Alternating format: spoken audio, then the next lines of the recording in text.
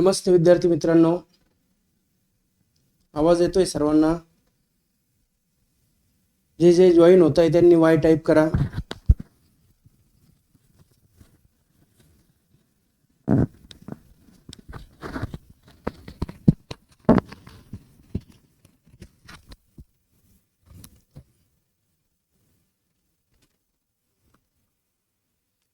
समीक्षा मोरे, सिद्धी कुदळे, चला पटपट बाकीच्यांनी पण जॉईन व्हायचंय.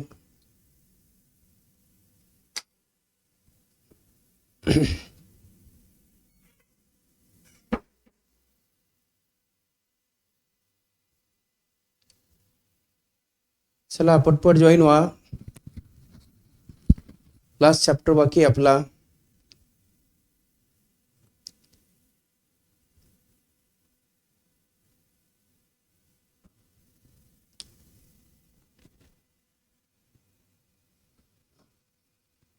तर चला मित्रांनो, आपण आजच्या लाईव्ह सेशनला सुरुवात करतोय. आणि आजच्या सेशन मध्ये आपण जो चॅप्टर बघतोय केमिस्ट्री मध्ये last chapter, that is green and nano chemistry. या चॅप्टरच्या रिलेटेड पण आपल्याला सीईटी मध्ये क्वेश्चन असणार आहे. एक क्वेश्चन शक्यतो विचारला जाईल, शक्यतो म्हणजे फिक्स मध्ये एक क्वेश्चन हा विचारला जाईल. तर बघा, यामध्ये आपल्याला दोन वेगवेगळ्या केमिस्ट्री बद्दल थोडंसं इंट्रोडक्शनचा पार्ट दिलाय. एक केमिस्ट्री असणार आहे green chemistry and second one is nano chemistry. बघा, दोन केमिस्ट्री कोणत्या आहेत तर green chemistry and nano chemistry. तर माहिती आपल्याला जे काही केमिस्ट्री आहे त्या केमिस्ट्रीमध्ये आपण वेगवेगळे केमिकल यूज करतो. त्या केमिकलचा जास्तीत जास्त यूज झाल्यामुळं त्याचा इन्व्हायरमेंट वरती, ह्युमन लाईफ वरती काय होतोय तर साईड इफेक्ट होतोय. म्हणजे इन्व्हायरमेंट मध्ये पोल्युशन वगैरे वाढतंय, वेगवेगळे डिसीजेस होत आहे. त्यामुळं मग आपल्याला हे सगळं कंट्रोल करण्यासाठी केमिस्ट्रीचा तर यूज करायचा, म्हणजे केमिकलचा यूज करायचा. पण तो यूज कसा केला पाहिजे, इको फ्रेंडली म्हणणार आपण, म्हणजे इन्व्हायरमेंटली कॉन्शियस. इन्व्हायरमेंटली कॉन्शियस मीन्स इन्व्हायरमेंट वरती त्याचा काही साईड इफेक्ट वगैरे होणार नाही. तर बघा, ग्रीन केमिस्ट्री काय असणार आहे तर green chemistry is the use of chemistry for pollution prevention. Use of chemistry for pollution prevention म्हणजे केमिस्ट्रीचा यूज करायचा कशासाठी, पोल्युशन थांबवण्यासाठी. By environmentally conscious design of chemical products and process, then reduce or eliminate the use or generation of hazardous substances. म्हणजे आपल्याला केमिस्ट्रीचा use करायचा pollution control करण्यासाठी. त्यासाठी आपल्याला जे वेगवेगळे केमिकल प्रोडक्ट्स आहे किंवा वेगवेगळ्या ज्या प्रोसेस आहे त्या कशा पाहिजे, इन्व्हायरमेंटली कॉन्शियस म्हणजे इन्व्हायरमेंटला सपोर्ट करणाऱ्या, इन्व्हायरमेंट वरती साईड इफेक्ट करणाऱ्या नकोय. आणि आपल्याला आपण जे काही प्रोसेस करतोय किंवा जे वेगवेगळे केमिकल तयार करतोय ते तयार करताना त्यामध्ये तयार होणारे जे हजार्डस सबस्टन्सेस आहे त्यांचं जनरेशन म्हणजे ते तयार होणं कमी करा, किंवा काय म्हणणार त्यांचा जो यूज आहे तो कमी करायचा आहे. तर सायंटिस्ट पॉल टी अॅनास्टस हा जो सायंटिस्ट आहे याने हे ग्रीन केमिस्ट्री कन्सेप्ट शोधून काढलेली आहे. कोणता सायंटिस्ट तर पॉल टी अॅनास्टस. आता या ग्रीन केमिस्ट्रीमध्ये महत्वाचे 12 प्रिन्सिपल आहे. त्या 12 प्रिन्सिपलचा आपल्याला इथं थोडक्यात आपण त्याचा आढावा घेणार आहे आणि याच 12 प्रिन्सिपलच्या रिलेटेड तुम्हाला क्वेश्चन विचारला जाईल. तर बघा, आपण बघतोय प्रिन्सिपल्स ऑफ ग्रीन केमिस्ट्री, ज्यामध्ये फर्स्ट प्रिन्सिपल असणार आहे prevention of waste or by product. बघा मित्रांनो, माहिती आपल्याला बऱ्याचशा रिॲक्शन मध्ये काय होतं तर वेगवेगळे साईड प्रोडक्ट तयार होता, बाय प्रोडक्ट तयार होता, जे काही कामाचे नसता. मग ते जशाच तसे इन्व्हायरमेंट मध्ये राहिले तर इन्व्हायरमेंट मध्ये काय होऊ शकतं तर त्याचा साईड इफेक्ट होऊ शकतो, केमिकल पण वेस्टेज होऊ शकतं. मग त्यांचं म्हणणं आहे बऱ्याचशा रिॲक्शन मध्ये तयार होणारे हे जे बाय प्रोडक्ट आहे किंवा वेस्ट प्रोडक्ट आहे ते थोडंसं थांबवलं पाहिजे.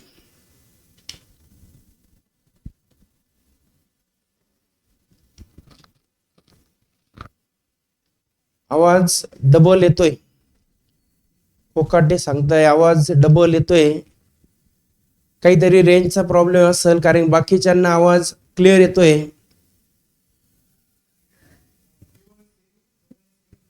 बाकीचे स्टुडंट मला सांगा एकदा आवाज क्लिअर येतोय. सिद्धी जे विद्यार्थी जॉईन आहे त्यांनी मला एकदा सांगा. यस मसिरा इनामदार आवाज येतोय. यस अमृता थोरात पण म्हणताय आवाज येतोय क्लिअर. सार्थक कवडे आवाज येतोय क्लिअर. कोकाटे तुमचा जो आवाजाचा प्रॉब्लेम आहे त्याचं थोडंसं तुम्ही रेंज वगैरे काही चेक करा. थोडासा आवाज गुंतत वगैरे असेल त्यामुळे तो डबल येतोय. चेक करून बघा. बाकीच्यांना आवाज क्लिअर येतोय. तर बघा आपल्याला काय करायचं आहे तर बऱ्याचशा रिॲक्शन मध्ये तयार होणारे जे वेस्ट प्रोडक्ट आहे त्या वेस्ट प्रोडक्टचं प्रोडक्शन हे काय करायचंय थांबवायचंय. म्हणजे थोडक्यात वेस्ट प्रोडक्ट तयार होऊ द्यायचंच नाहीये. मग ते काय म्हणतात टू गिव्ह प्रायोरिटी. कशाला प्रायोरिटी द्या. Prevention of waste rather than cleaning up. म्हणजे ते वेस्ट प्रोडक्ट तयार झाल्यानंतर त्याचं काय करायचं याला प्रायोरिटी न देता तुम्ही काय करा त्याचं प्रिव्हेन्शन म्हणजे तो तयारच होणार नाही याला जास्त प्रायोरिटी द्या. तयार झाल्यानंतर काय करायचं याला प्रायोरिटी देऊ नका. नंतर काय म्हणता त्यासाठी त्यांनी काय केलं तर एक टेक्नॉलॉजी डेव्हलप केली झिरो वेस्ट टेक्नॉलॉजी. यावर क्वेश्चन विचारलाय. झिरो वेस्ट टेक्नॉलॉजी ज्याचा शॉर्ट फॉर्म ZWT आहे. या ZWT चा अर्थ काय तर झिरो वेस्ट टेक्नॉलॉजी आणि याचं म्हणणं काय तर waste product should be zero or minimum. Waste product तयारच नको व्हायला पाहिजे किंवा एकदम कमी प्रमाणात तयार व्हायला पाहिजे. It also aims use the waste product of one system as the raw material for other system. म्हणजे एका सिस्टम मध्ये तयार झालेलं वेस्ट प्रोडक्ट हे दुसऱ्या सिस्टम मध्ये रॉ मटेरियल म्हणून यूज केलं गेलं पाहिजे असं ह्या ZWT चा म्हणणं आहे. दोन उद्देश आहे त्याचे. पहिला उद्देश काय तर waste product should be zero or minimum आणि सेकंड काय म्हणतात ते waste product of one system is use as a raw material for other system. जसं इथे एक्झाम्पल दिलंय वा बॉटम ॲश म्हणजे जी राख तयार होते थर्मल पॉवर स्टेशन मध्ये ती रॉ मटेरियल म्हणून यूज केली जाते सिमेंट इंडस्ट्री किंवा ब्रिक इंडस्ट्री मध्ये. Then effluent coming out from cleaning of machinery part may be use as a coolant water in thermal power station. जे मशिनरी असतात त्यातून काही जे ऑइल वगैरे बाहेर येतं ते आपण जनरल कूलिंग एजंट म्हणून यूज केले जाऊ शकतात. कळालं मग या ZWT चा अर्थ आणि यांचं म्हणणं काय तर त्यांचं म्हणणं आहे वेस्ट प्रोडक्ट तयार होऊ देऊच नका. तयार झाले तरी एकदम कमी प्रमाणात तयार होऊ द्या. कोणती टेक्नॉलॉजी शोधून काढली त्यांनी झिरो वेस्ट टेक्नॉलॉजी. त्याचा एम काय हे आपल्याला कळालंय. त्यानंतर सेकंड प्रिन्सिपल आहे बघा ॲटम इकॉनॉमी.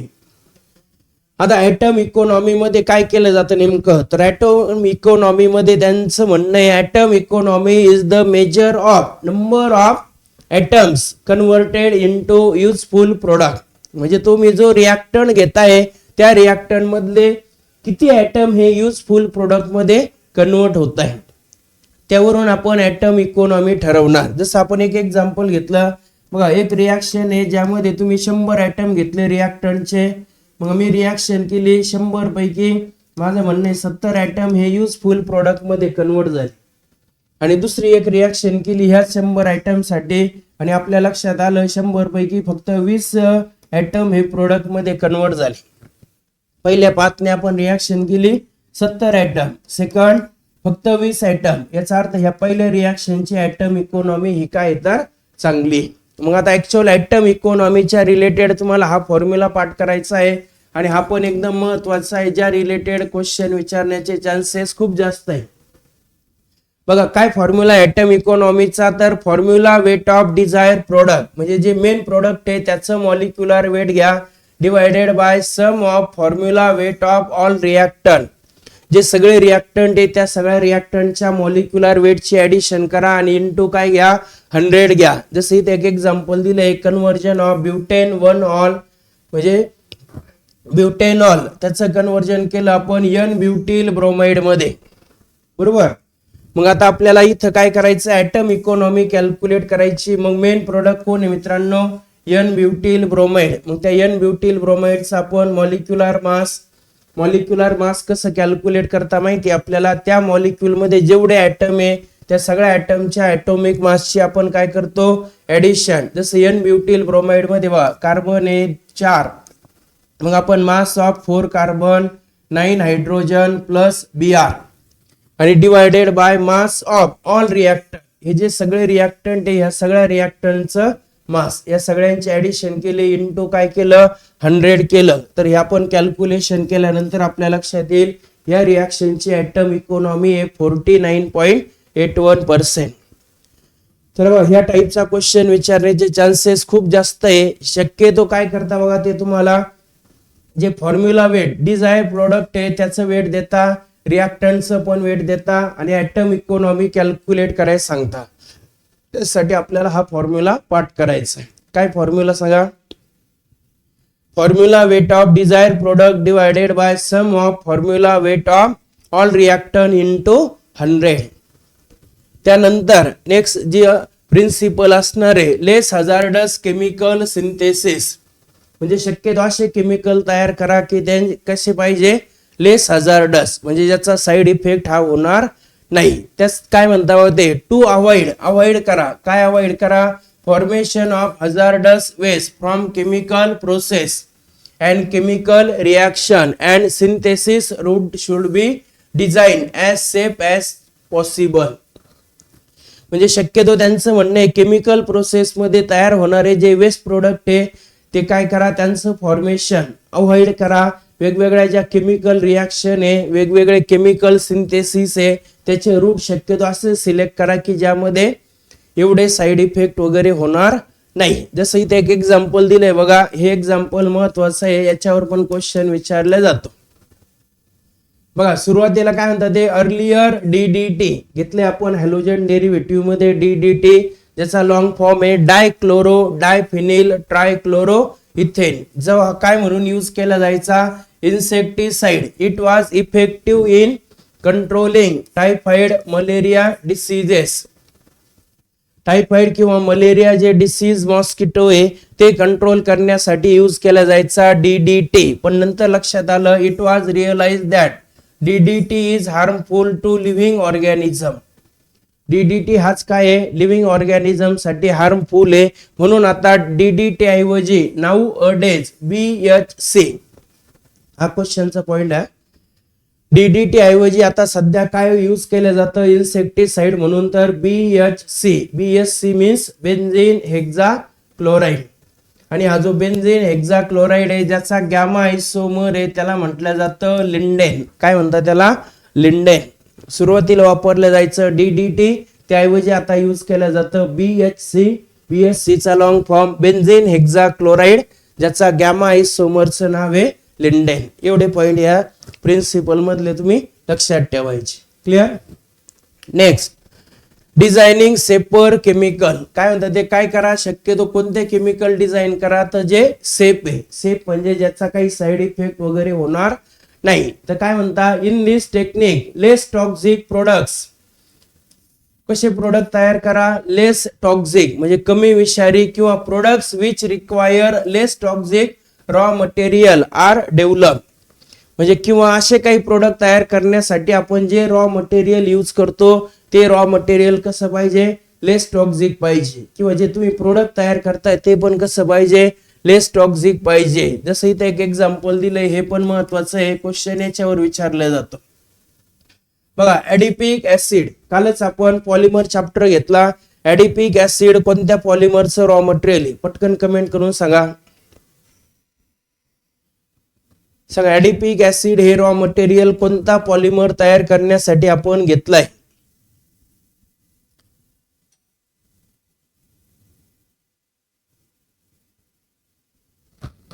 पटकन.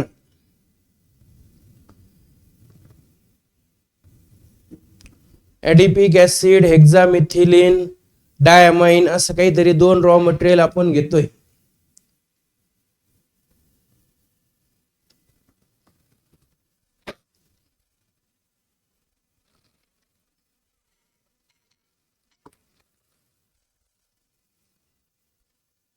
रुचाने बरोबर आन्सर सांगितलंय. तर ऍडिपिक ऍसिड हा यूज केला जातो. सिद्धीने पण बरोबर सांगितलंय. अमृता थोरात बरोबर सांगताय. तर ऍडिपिक ऍसिड हा यूज केला जातो नायलॉन 6,6. मग ते काय म्हणता adipic acid which contain 6 carbon atom. किती कार्बन? यामध्ये 6 कार्बन आहे. Widely use in polymer industry. कुठे यूज केला जातो हा ऍडिपिक ऍसिड? पॉलिमर इंडस्ट्री मध्ये. कोणाच्या प्रिपरेशन साठी? तर नायलॉन 6,6 6. मग ऍडिपिक ऍसिड तयार केला जायचा बेन्झीन पासून. कशापासून? बेन्झीन पासून. पण मग नंतर लक्षात आलं बेन्झीन हा कार्सिनोजेनिक आहे, कॅन्सर प्रोड्युसिंग. बेन्झीन हाच कसा आहे? कार्सिनोजेनिक आहे. म्हणून मग आता एक ग्रीन टेक्नॉलॉजी डेव्हलप केली सायंटिस्ट ड्रॅथ अँड फ्रॉस्ट. कोणत्या दोन सायंटिस्टने? तर ड्रॅथ अँड फ्रॉस्ट. ते काय करता? ऍडिपिक ऍसिड हा तयार करता. कोणापासून? तर ग्लुकोज पासून, बाय युजिंग एन्झाइम. बघा ऍडिपिक ऍसिडच तयार करतात ते कोणापासून? ग्लुकोज पासून. माहिती आपल्याला ग्लुकोज मध्ये पण 6 कार्बन आहे, बेन्झीन मध्ये पण 6 कार्बन होते, ऍडिपिक ऍसिड मध्ये पण 6 कार्बन आहे. मग आता बेन्झीन पासून का बरं तयार करत नाही? तर लक्षात आलं आपलं बेन्झीन हा कसा आहे? तर कार्सिनोजेनिक आहे. हे महत्वाचं आहे. हे ड्रॅथ अँड फ्रॉस्ट ऍडिपिक ऍसिड कोणापासून तयार केला जातो? ग्लुकोज पासून. त्यानंतर नेक्स्ट प्रिन्सिपल असणार आहे दॅट इज सेफर केमिकल्स. तर बघा सेफर सॉल्व्हंट. बऱ्याचशा रिएक्शन मध्ये आपण सॉल्व्हंट घेतो आणि सॉल्व्हंट हे शक्यतो हॅलोजिनेटेड कंपाऊंड घेतो. जसं कार्बन टेट्राक्लोराइड घेतो, क्लोरोफॉर्म घेतो. पण आता हे जे हॅलोजिनेटेड कंपाऊंड आहे, हे हॅलोजिनेटेड कंपाऊंड हे काय? तर ओलाटाईल असता. ओलाटाईल म्हणजे एअर मध्ये मिक्स होता. एअर मध्ये मिक्स झाले म्हणजे त्याचा साइड इफेक्ट होतो. म्हणून ते म्हणतात त्या सॉल्व्हंट ऐवजी काय करा? तुम्ही ग्रीन सॉल्व्हंट यूज करा. काय यूज करा? Green solvent. यावर पण क्वेश्चन विचारला जातो. ग्रीन सॉल्व्हंटचे एक्झाम्पल. ग्रीन सॉल्व्हंट कोणते? तर water and supercritical carbon dioxide. हे दोन ग्रीन सॉल्व्हंट तुम्ही लक्षात ठेवायचे. कोणाऐवजी यूज केले जातात? ते हॅलोजिनेटेड ऑर्गॅनिक सॉल्व्हंट लाईक डायक्लोरोमिथेन, नंतर मिथिल क्लोराइड, कार्बन टेट्राक्लोराइड. एकदम सोपं म्हणणं आहे त्यांचं. ग्रीन सॉल्व्हंट यूज करा जसं वॉटर किंवा carbon dioxide, super critical carbon dioxide. त्यानंतर नेक्स्ट प्रिन्सिपल असणार आहे दॅट इज एनर्जी इफिशियन्सी. तर बघा बऱ्याचशा रिॲक्शन मध्ये आपल्याला एनर्जीची गरज पडते. मग एनर्जी नॉर्मल टेम्परेचरला रिॲक्शन होत नाही. रिॲक्शन नॉर्मल टेम्परेचरला होत नसेल तर आपण त्याला हीट देतो. बऱ्याचशा रिॲक्शन मध्ये हीट दिल्या जाते आणि खूप जास्त हीट द्यावी लागते. मग हीट ही एनर्जी आहे, त्यामुळं एन्व्हायरमेंट मधल्या एनर्जीचं वेस्टेज होण्याचे चान्सेस हे खूप जास्त आहे. मग काय म्हणता होते? Energy requirement during chemical synthesis is huge. Huge याचा अर्थ जास्त प्रमाणात आहे. Chemical synthesis should be design to minimise the use of energy. काय म्हणतात ते? शक्यतो केमिकल प्रोसेस अशा शोधून काढा की ज्या प्रोसेस मध्ये एनर्जीचा यूज कसा झाला पाहिजे? मिनिमाइज म्हणजे कमीत कमी झाला पाहिजे. It is better to minimise the energy by carrying out reaction at room temperature. आणि आपल्याला जर एनर्जी सेव्ह करायची तर त्यासाठी एक पर्याय आहे, सगळ्या रिॲक्शन शक्यतो रूम टेम्परेचरला करण्याचा ट्राय करा. हीट देण्याची गरज पडली नाही पाहिजे. मग तू म्हणणार रूम टेम्परेचरला कशी रिॲक्शन होईल? जर रिॲक्शन रूम टेम्परेचरला करायची असेल तर त्यासाठी प्रॉपर कॅटॅलिस्ट यूज करायचा किंवा मायक्रो ऑर्गॅनिझमचा यूज करून आपण तिथं रिॲक्शन करू शकतो. The use of less energy can be achieve by improving technology of heating system. ज्या हिटिंग सिस्टम आहे, मायक्रोवेव्ह सिस्टम आहे, त्यामध्ये आपण काही टेक्नॉलॉजी डेव्हलप करू शकतो. कमीत कमी हिट मध्ये रिॲक्शन ही होईल याचा आपण विचार करायचा आहे. क्लिअर? नेक्स्ट प्रिन्सिपल असणार आहे बघा रिन्युएबल फीड स्टॉक. आता रिन्युएबल याचा अर्थ काय? तर जे पुन्हा पुन्हा तयार होणारे सोर्सेस वापरा. जे सोर्स एकदा संपून जातील असं वापरायचं नाही. आता संपून जातील याचा अर्थ ते नॉन रिन्युएबल आहे. जसं आपण बघतो बघा पेट्रोल असेल, क्रूड ऑइल असेल, यांचे सोर्सेस हे नॉन रिन्युएबल आहे. त्याऐवजी त्यांचं म्हणणं आहे असे तुम्ही सोर्स वापरा जे कसे पाहिजे? रिन्युएबल. रिन्युएबल म्हणजे ठराविक वेळेनंतर परत तयार होणारे. Industries use a lot of non renewable feed stock like petroleum किंवा क्रूड ऑइल, कच्चं तेल म्हणतो आपण. मग बऱ्याचशा इंडस्ट्रीमध्ये असे नॉन रिन्युएबल सोर्स वापरले जातात. आता या नॉन रिन्युएबल सोर्सचा जर ओव्हर यूज झाला, ओव्हर यूज म्हणजे जास्त यूज झाला, तर त्यामुळं काय होऊ शकतं? रिसोर्सेस विल डिप्लेट म्हणजे ते संपून जाऊ शकतात. Resources fast and future generation will deprive म्हणजे फ्युचर जनरेशनला त्याचा लाभ होणार नाही. The excessive use of these resources also put on burden on environment. त्याच्यामुळे इन्व्हायरमेंट वरती पण बर्डन येऊ शकतो. मग त्यासाठी काय करा, रिन्युएबल रिसोर्सेस लाईक ऍग्रिकल्चर और बायोलॉजिकल प्रोडक्ट्स आर यूज. काय यूज करा म्हणतात ते, ऍग्रिकल्चरल प्रोडक्ट किंवा बायोलॉजिकल प्रोडक्ट. जसं आपण बघतो गोबर गॅस, बायोगॅस, ते ऐकलंय तुम्ही, ते रिन्युएबल रिसोर्सेस आहे. मग असे रिन्युएबल रिसोर्सेस वापरा जेणेकरून फ्युचर जनरेशनला पण त्याचा काय होईल तर लाभ घेता येईल. कळालं? हा जो प्रिन्सिपल आहे renewable feed stock. Then minimisation of step. तर बघा बऱ्याचशा ऑर्गॅनिक सिंथेसिस मध्ये काय करतो आपण, तर काही ग्रुपचं प्रोटेक्शन वगैरे करतो. जसं आपण ॲनिलीन मध्ये एक रिॲक्शन घेतली होती, आठवत असेल तुम्हाला, जो ॲनिलीन आहे त्या ॲनिलीनचं आपल्याला ब्रोमिनेशन करायचं होतं. काय करायचं होतं त्याचं, ॲनिलीनचं ब्रोमिनेशन करायचं होतं. मग डायरेक्ट जर ब्रोमिनेशन केलं तर आपल्याला प्रोडक्ट भेटत होता 2,4,6 ट्रायब्रोमो ॲनिलीन. मग आपल्याला असे 3 ब्रोमीन नको, एकच ब्रोमीन पाहिजे होता. तर मग आपण त्याचं कारण शोधलं, त्याचं कारण कळालं आपल्याला, NH2 हा ऍक्टिव्ह आहे. मग हा ऍक्टिव्ह ग्रुप आपण त्याचं प्रोटेक्शन केलं. प्रोटेक्शन करण्यासाठी त्याचं असायलेशन रिॲक्शन केली आपण. असायलेशन केल्यामुळे मग काय झालं त्याचं, बघा असा प्रोडक्ट तयार झाला होता ऍसिड ॲनालिडी. मग याचं आपण ब्रोमिनेशन करून घेतलं in presence of acetic acid. मग ब्रोमीन कोणत्या पोझिशनला आला, पॅरा पोझिशनला. म्हणजे आपल्याला असं प्रोडक्ट भेटलं, इथं NHCOCH3, इथं आला Br पॅरा ब्रोमो ऍसिड ॲनालिडी. नंतर याचं केलं आपण हायड्रोलिसिस आणि मग फायनल आपल्याला असा प्रोडक्ट भेटला. इथं NH2 आणि इथं Br पॅरा ब्रोमो ॲनिलीन. ऍक्च्युअल आपल्याला काय करायचं होतं, हा जो ॲनिलीन आहे त्या ॲनिलीन पासून तयार करायचा होता पॅरा ब्रोमो ॲनिलीन. पण तेवढ्यासाठी आपल्याला हे सगळे कुटाणे करावं लागले. का बरं करावं लागले कळाला, कारण की सिंपल ॲनिलीनचं जर आपण ब्रोमिनेशन केलं तर 3 वेळा ब्रोमिनेशन होतं. आपल्याला 3 ब्रोमिनेशन नको, एकच ब्रोमिन यायला पाहिजे.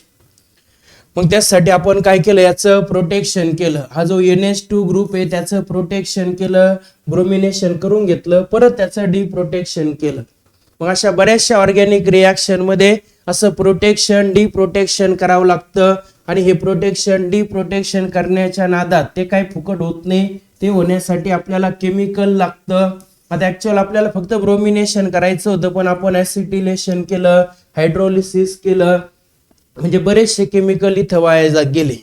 आणि अशा नंबर ऑफ स्टेप्स वाढल्या. जेवढ्या स्टेप रिॲक्शन मध्ये जास्त झाल्या तेवढं त्या रिॲक्शनची ऍटम इकॉनॉमी कमी होते. म्हणजे कमीत कमी रिॲक्टंट हे प्रोडक्ट मध्ये कन्वर्ट होता. म्हणून मग त्यांचं म्हणणे अशा तयार होणारे ह्या ज्या नंबर ऑफ स्टेप्स आहे त्या तुम्ही रिॲक्शन मध्ये येऊ देऊ नका. स्टेप्स या काय करा, मिनिमाइज करा. मिनिमाइज म्हणजे कमी करा. मग बघा, commonly used technique in organic synthesis is protection of certain group and finally on completion of reaction deprotection of group is required. जसं इथं आपण प्रोटेक्शन केलं, ब्रोमिनेशन कंप्लीट झाल्यानंतर परत त्याचं डिप्रोटेक्शन केलं. मग अशा ऑर्गॅनिक सिंथेसिस मध्ये प्रोटेक्शन डिप्रोटेक्शन आपण करत राहतो. This leads to unnecessary increase in the number of steps. त्याच्यामुळे काय झाल्या, नंबर ऑफ स्टेप्स वाढल्या. त्यामुळं decrease atom economy. Atom economy काय होते, कमी होते. Green chemistry principle aims to develop process where unnecessary step should be avoided. म्हणजे ग्रीन केमिस्ट्रीने अशा काही टेक्निक शोधून काढल्या, त्यानुसार अशा या नंबर ऑफ स्टेप्स ज्या अनवॉन्टेड स्टेप आहे किंवा अननेसेसरी स्टेप आहे त्या काय करा, अवॉइड केल्या जातात. मग कशा अवॉइड केल्या जातात, तर त्यासाठी बायो कॅटॅलिस्ट वापरले जातात. मग जर रिॲक्शन मध्ये आपण बायो कॅटॅलिस्ट वापरले तर आपल्याला तो जो फंक्शनल ग्रुप आहे त्याचं प्रोटेक्शन डिप्रोटेक्शन करायची गरज नाही. कळालं? मग तुम्हाला एखाद्याने विचारलं प्रोटेक्शन डिप्रोटेक्शन करणारं एक्झाम्पल सांगा, तर आपण सांगू शकतो ब्रोमिनेशन ऑफ ॲनिलीन. नंतर आणखी एक एक्झाम्पल सांगू शकता तुम्ही, नायट्रेशन ऑफ ॲनिलीन. हे 2 एक्झाम्पल आहे. ज्या 2 एक्झाम्पल मध्ये तुम्ही काय वापरता मित्रांनो, लक्षात घ्या मित्रांनो, काय वापरता यामध्ये, तर प्रोटेक्शन आणि डिप्रोटेक्शन. कळालं? त्यानंतर नेक्स्ट जो प्रिन्सिपल असणार आहे that is use of catalyst. तर आता तुम्हाला काही प्रोसेस आणि त्या प्रोसेस मध्ये यूज केले जाणारे कॅटॅलिस्ट बद्दल माहिती लक्षात ठेवायची आहे. माझ्या मते तुम्हाला कॅटॅलिस्ट काय हे माहिती आहे. कॅटॅलिस्ट म्हणजे असा सबस्टन्स की जो रिॲक्शनचा रेट वाढवतो, ऍक्टिव्हेशन एनर्जी कमी करतो, त्यामुळे रिॲक्शनचा स्पीड वाढतो. तुम्हाला आता फक्त काही रिॲक्शन आणि त्या रिॲक्शन मध्ये यूज केले जाणारे कॅटॅलिस्ट ऑलरेडी ते आपण घेतलेले पण आहे. जसं हायड्रोजिनेशन ऑफ ऑइल म्हणजे conversion of oil into fat. बघा, ऑइलचं कन्व्हर्जन फॅट मध्ये होण्याची जी प्रोसेस आहे त्याला हायड्रोजिनेशन ऑफ ऑइल म्हणता किंवा हार्डनिंग ऑफ ऑइल म्हणता, ज्यामध्ये कॅटॅलिस्ट यूज केला जातो nickel.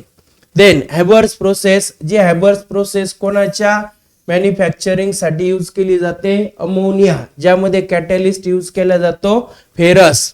Then manufacture of HDPE, काल घेतलं होतं आपण हाय डेन्सिटी पॉलिथिन, ज्यामध्ये कॅटॅलिस्ट यूज केला जातो झिग्लर नटा कॅटॅलिस्ट, म्हणजे mixture of tri ethyl aluminium and titanium tetrachloride. Then manufacture of H2SO4, sulphuric acid तयार करण्याची प्रोसेस आहे, त्याला कॉन्टॅक्ट प्रोसेस म्हणतात. ज्या कॉन्टॅक्ट प्रोसेस मध्ये कॅटॅलिस्ट यूज केला जातो व्हॅनेडियम पेंटॉक्साइड किंवा प्लॅटिनम एस्बेस्टॉस, हे दोन कॅटॅलिस्ट इथे यूज केले जातात. अँड फिशर ट्रॉप्स प्रोसेस, जी गॅसोलिनच्या सिंथेसिस साठी यूज केली जाते, त्यामध्ये कॅटॅलिस्ट म्हणून यूज केला जातो कोबाल्ट ऑर आयर्न. एवढे एक्झाम्पल तुम्हाला लक्षात ठेवायचे कॅटॅलिस्टचे. त्यानंतर नेक्स्ट प्रिन्सिपल आहे डिझाइन डिग्रेडेबल केमिकल. काल हे पण आपण बघितलंय पॉलिमर केमिस्ट्री मध्ये बरेचसे पॉलिमर हे कसे नॉन बायोडिग्रेडेबल आहे. मग नॉन बायोडिग्रेडेबल असेल तर इथे इन्व्हायरमेंट मध्ये जास्त वेळ आहे तसेच राहतात, त्यामुळे इन्व्हायरमेंट मध्ये पोल्युशन वगैरे वाढतं. मग त्याला रिप्लेसमेंट म्हणून त्यांनी काही बायोडिग्रेडेबल पॉलिमर तयार केले होते. जसं आपल्याला एक्झाम्पल माहिती आहे PHBV आणि नायलॉन 2,6. डेक्स्ट्रॉन असं पण एक एक्झाम्पल आहे बायोडिग्रेडेबल पॉलिमरचं. मग त्यांचं म्हणणं काय, design chemical that degrade and can be discarded easily. असे केमिकल तुम्ही डिझाईन करा ज्यांचं डिग्रेडेशन काय झालं पाहिजे, इझिली झालं पाहिजे. पण डिग्रेडेशन करताना इन्शुअर दॅट, म्हणजे अशी तुम्हाला खात्री पाहिजे तर both chemical and their degradation product are not toxic and bioaccumulative म्हणजे साचून राहणार. म्हणजे डिग्रेडेशन करताना तुम्ही ही खात्री बाळगा की जे प्रोडक्ट आहे म्हणजे जो ओरिजिनल केमिकल आहे तो पण टॉक्सिक नाहीये आणि त्याचं डिग्रेडेशन झाल्यानंतर आपल्याला जे प्रोडक्ट भेटणार आहे ते पण टॉक्सिक नाहीये. The aim behind this principle is that waste product should be degrade automatically to clean the environment. आणि याचं एक्झाम्पल आहे the biodegradable polymers and pesticides are always preferred. कशाला प्रेफरन्स दिला जातो म्हणतात ते बायोडिग्रेडेबल पॉलिमर अँड पेस्टिसाइड. त्यानंतर next principle आहे real time analysis in pollution prevention. म्हणजे बऱ्याचशा इंडस्ट्रीमध्ये होणाऱ्या ज्या प्रोसेस आहे मित्रांनो, खूप वेळ चालता, काही प्रोसेस 2-2 दिवस चालता, काही 8 दिवस चालता, काही रिॲक्शन 1 महिना पण चालता. मग ह्या ज्या लॉंग टाइम चालणाऱ्या रिॲक्शन आहे त्याचं रिअल टाइम अनालिसिस होणं गरजेचं आहे. म्हणजे पर्टिक्युलर वेळेनंतर तिथं आपण टेस्ट चेक करणं गरजेचं आहे की बरोबर रिॲक्टंट हा प्रोडक्ट मध्ये कन्वर्ट होतो का. त्याला अनालिटिकल केमिस्ट्रीमध्ये काही टेक्निक असतात, जसं ज्यामध्ये आपण म्हणू शकतो QA आणि QC असे 2 डिपार्टमेंट असतात, क्वालिटी कंट्रोल आणि क्वालिटी अनालिसिस. मग ते पर्टिक्युलर इंटरव्हल नंतर चेक करता, टेस्ट घेता, काही त्या टेस्ट वरून त्यांना अंदाज येतो रिॲक्टंट हा प्रोडक्ट मध्ये कन्वर्ट होतोय किंवा कन्वर्ट होत नाही. तर बघा, analytical methods needs to be further developed to allow for real time in process monitoring and control prior to the formation of hazardous substances. म्हणजे तुम्ही काय करा तर रिअल टाइम अनालिसिस करा, कंटिन्यू मॉनिटरिंग करा, म्हणजे रिॲक्शन व्यवस्थित तुम्ही चेक करत राहा जेणेकरून आपल्याला कळायला पाहिजे त्यामध्ये काही हजार्डस केमिकल वगैरे तयार होत नाहीये. नंतर analytical मेथडॉलॉजीज should be develop or modified so that continuous monitoring of or manufacturing and processing unit is possible. म्हणजे अशा एनालिटिकल मेथड डेव्हलप करा की जेणेकरून तुम्हाला ज्या प्रोसेस आहे, मॅन्युफॅक्चरिंग प्रोसेस असेल किंवा काही सिंथेसिस प्रोसेस असेल, ज्यांचं मॉनिटरिंग हे कंटिन्यू करता आलं पाहिजे. This is very much important for the chemical industry and nuclear reactor. पुढे महत्वाची ह्या केमिकल इंडस्ट्रीमध्ये किंवा न्यूक्लिअर रिॲक्टर मध्ये. आणि लास्ट प्रिन्सिपल आहे बघा, 12th principle, that is safer chemistry for accident prevention. तर बऱ्याचशा केमिकल इंडस्ट्रीमध्ये ऍक्सिडेंट होता. ऍक्सिडेंट म्हणजे गाड्यांचे नाही तर केमिकलमुळे काही स्फोट वगैरे पण होता. मग असे जे एक्सप्लोजिव्ह म्हणजे जे स्फोटक पदार्थ आहे असे केमिकल शक्यतो ते म्हणता यूज करू नका, कारण की स्फोट झाला त्यामुळे ह्युमन बिंगची काय होऊ शकते तर हानी होऊ शकते, माणसं मारले जातात बरेचसे. त्यामुळे त्यांचं म्हणणे असे जे काही ऍक्सिडेंट करणारे जे केमिकल आहे त्याचा यूज थांबवा. We need to develop chemical processes that are safer and minimise the risk of accident. अशा केमिकल प्रोसेस डेव्हलप करा की ज्यामध्ये ऍक्सिडेंटचं पर्सेंटेज चान्सेस हे कमी. सेफ केमिकल यूज करा. The substances to be use in chemical reaction should be selected in such a way that they can minimise the occurrence of chemical accident, explosions and fires. म्हणजे असे chemical तुम्ही use करा की ज्याच्यामुळे fire, explosion यांचं प्रमाण काय होईल तर एकदम कमी होईल. नॉन व्होलाटाईल लिक्विड और solid reactant are more safer than gaseous reactant. शक्यतो त्यांचं म्हणणं आहे गॅसियस रिॲक्टंट घेण्याऐवजी तुम्ही सॉलिड किंवा लिक्विड रिॲक्टंट घ्या, पण लिक्विड पण कसे घ्या, नॉन व्होलाटाईल. गॅस घेतलं तर हे असे रिस्क ऍक्सिडेंटची रिस्क ही जास्त असणार आहे. तर असे हे 12 वेगवेगळे प्रिन्सिपल होते कोणाचे तर ग्रीन केमिस्ट्रीचे. तर माझ्या मते महत्वाचे सगळे पॉइंट आपल्याला कळाले. मी सगळे पॉइंट तुम्हाला रिवाइज करून दिले आणि हे 12 प्रिन्सिपलच्या रिलेटेडच तुम्हाला क्वेश्चन हा विचारला जाईल. त्यानंतर नेक्स्ट पार्ट असणार आहे चॅप्टर मध्ये, दॅट इज नॅनो केमिस्ट्री. आतापर्यंत घेतली ती आपण ग्रीन केमिस्ट्री होती, आता नॅनो केमिस्ट्री. तर बघा 1 नॅनोमीटर माहिती आहे आपल्याला. 1 नॅनोमीटर मीन्स 10⁻⁻⁹ मीटर. एक नॅनोमीटर स्केल असते. Nanometre scale is defined as 1 to 100 nanometre. म्हणजे ज्या सबस्टन्सचं डायमेन्शन हे इन बिटवीन 1 to 100 नॅनोमीटर असेल ते आपण मोजणार नॅनोमीटर स्केल मध्ये.